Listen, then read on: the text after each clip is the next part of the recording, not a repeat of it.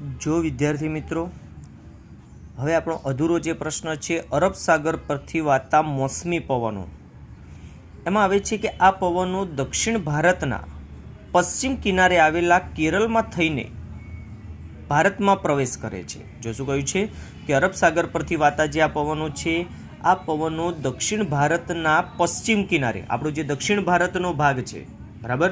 હવે જો તમને હું બતાવું દક્ષિણ ભારતનો ભાગ, તો આપણો જે આ ભાગ છે તે દક્ષિણ ભારતનો ભાગ કહેવાય. કયો કહેવાય? દક્ષિણ ભારતનો. અને જે કેરળ છે એ એક્ઝેક્ટલી આ બ્લુ કલરવાળો પટ્ટો દેખાય છે, એમાં આપણને આટલું એવું અહીંયાથી આ નીચેનો ભાગ એ આખું આપણું કેરળ રાજ્ય છે. અને ત્યાં થઈને એ પવનો આપણા ભારતમાં પ્રવેશ કરે છે. તે કિનારે પ્રવેશતાની સાથે જ પશ્ચિમ ઘાટ તેને અવરોધે છે. આથી પશ્ચિમ ઘાટની વાતાભિમુખ બાજુએ ભારે વરસાદ પડે છે, કારણ કે અવરોધ રૂપે જે પશ્ચિમ ઘાટ આવે છે તેના કારણે કઈ પરિસ્થિતિ થાય છે કે તે પવનો તે કેવા બને છે, જેની ગતિ હોય છે એ ગતિ થોડી મંદ પડે છે, જેના કારણે તે વાતાભિમુખ બાજુએ શું કરે છે? ભારે વરસાદ આપે છે. આ પવનો પશ્ચિમ ઘાટ ઓળંગીને દક્ષિણના ઉચ્ચ પ્રદેશ પર પહોંચે છે ત્યારે એમાંનો ભેજ ઓછો થઈ ગયો હોય છે. કે જ્યારે આ પવનો છે એ પશ્ચિમ ઘાટ તરફ પહોંચે છે, મીન્સ કે ઓળંગીને જ્યારે પશ્ચિમ ઘાટને ઓળંગીને દક્ષિણના ઉચ્ચ પ્રદેશ પર પહોંચે છે ત્યારે એમાંનો ભેજ જે હોય છે તે કેવો થઈ ગયો હોય? ઓછો થઈ ગયો હોય છે.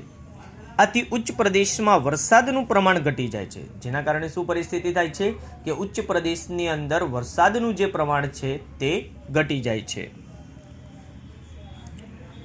દક્ષિણનો ઉચ્ચ પ્રદેશ પશ્ચિમ ઘાટની વાતાભિમુખ બાજુએ આવેલો છે. જો મિત્રો આ 1 માર્ક્સ માટે ધ્યાનમાં રાખવાનું છે કે દક્ષિણનો ઉચ્ચ પ્રદેશ પશ્ચિમ ઘાટની કઈ બાજુએ આવેલો છે? તો વાતાભિમુખ બાજુએ આવેલો છે. એટલે તે વરસાદ છાયાનો પ્રદેશ બને છે. હવે વાતાભિમુખ બાજુએ આવેલો છે, જેના કારણે તે કેવો પ્રદેશ બને છે? વરસાદ છાયાનો. એટલે કે ત્યાં વરસાદનું પ્રમાણ કેવું રહે છે? વધુ રહે છે.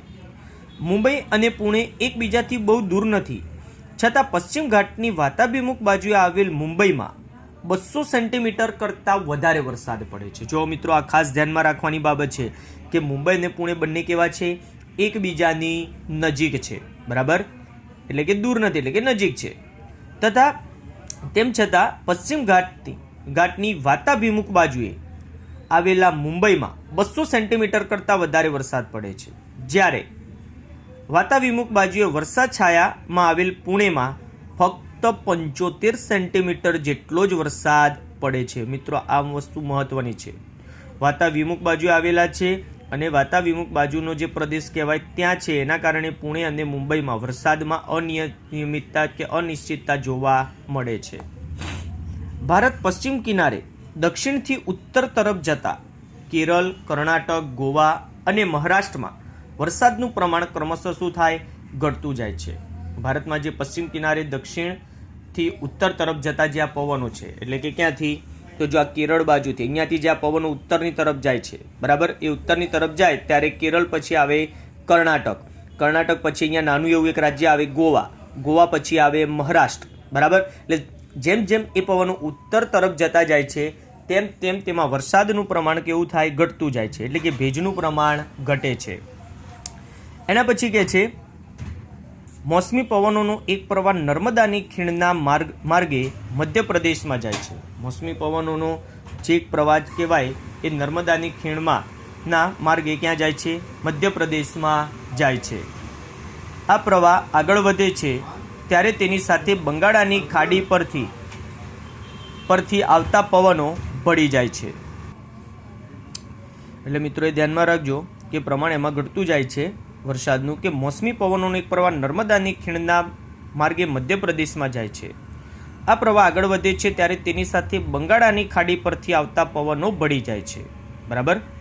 અરબ સાગરમાં મોસમી પવનોનો એક નબળો પ્રવાહ ગુજરાત, સૌરાષ્ટ્ર, કચ્છ અને રાજસ્થાન તરફ જાય છે. તેમાં ભેજ ઘણો ઓછો હોય છે. જો જે આ પવનો છે અરબ સાગર પરના જે મોસમી પવનો હોય છે, બરાબર, એનો એક નબળો પ્રવાહ, એટલે કે નાનકડો એવો જે પ્રવાહ આપણે કહી શકીએ, તે પ્રવાહ જો ક્યાંથી પસાર થાય છે? તો ગુજરાત, સૌરાષ્ટ્ર, કચ્છ અને રાજસ્થાન તરફ જાય છે.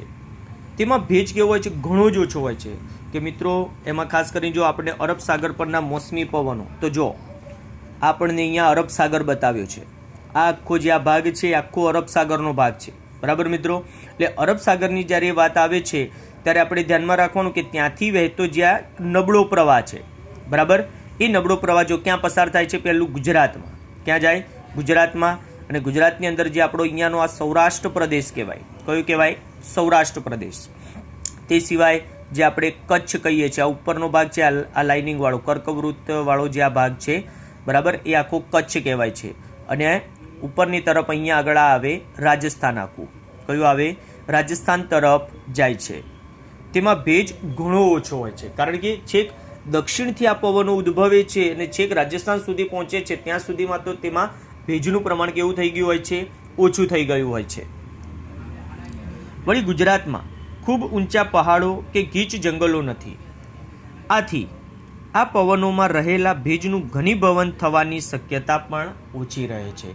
કારણ કે આપણા ગુજરાતની અંદર જોઈએ તો ગુજરાતમાં કોઈ એવા ઊંચા જંગલો કે એવા પહાડી વિસ્તારો પણ નથી કે જેના કારણે થઈને તે પવનો ત્યાં રોકાઈ શકે, મીન્સ કે અથડાય તેની ગતિ મંદ પડે કે ધીમી પડે. આપણે અહીંયા આગળ જંગલોનું પ્રમાણ કે પર્વતોનું જે પ્રમાણ છે તે કેવું છે? ઓછું છે, બરાબર, જેના કારણે પવનો સીધા ત્યાંથી પસાર થઈ જાય છે. અને પરિણામે ગુજરાતમાં વરસાદ કેવો પડે છે? ઓછો પડે છે. હવે આ પરિસ્થિતિના કારણ રૂપે શું થાય છે કે આપણા ગુજરાતની અંદર વરસાદનું પ્રમાણ કેવું રહે છે? ઓછું રહે છે.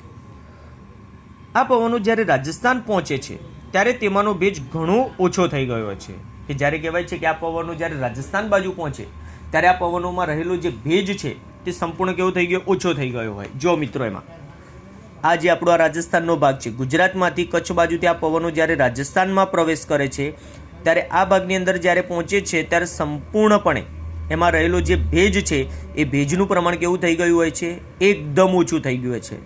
અને એ ભેજનું પ્રમાણ ઓછું થઈ ગયું હોવાના કારણે કહેવાય કે આપણા આખા ભારતની અંદર સૌથી ઓછો જે વરસાદ કહેવાય તે રાજસ્થાનના રણ પ્રદેશમાં પડે છે. એટલે મિત્રો આ પણ સૌથી મહત્ત્વનું છે કે આપણે રાજસ્થાનનું જે આ રણ પ્રદેશવાળો ભાગ છે ત્યાં આપણા ભારતમાં સૌથી ઓછો વરસાદ પડે છે, કારણ કે ભેજનું પ્રમાણ ઓછું થઈ ગયું છે. અને ભેજનું પ્રમાણ ઓછું હોવાના કારણે આ પરિસ્થિતિનું સર્જન થાય છે, બરાબર. એટલા માટે આપણને કહ્યું કે આ પવનો જ્યારે રાજસ્થાનમાં પહોંચે છે ત્યારે તેમાંનો ભેજ ઘણો ઓછો થઈ ગયો હોય છે, આથી ત્યાં વરસાદ કેવો પડે છે? ઘણો ઓછો પડે છે.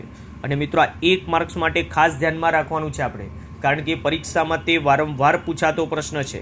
એટલા માટે આપણે ખાસ એને ધ્યાનમાં રાખીશું કે રાજસ્થાનના રણ પ્રદેશમાં કેટલો વરસાદ પડે છે. તો રાજસ્થાનના રણ પ્રદેશમાં તો 10 સેન્ટીમીટર કરતાં પણ ઓછો વરસાદ પડે છે.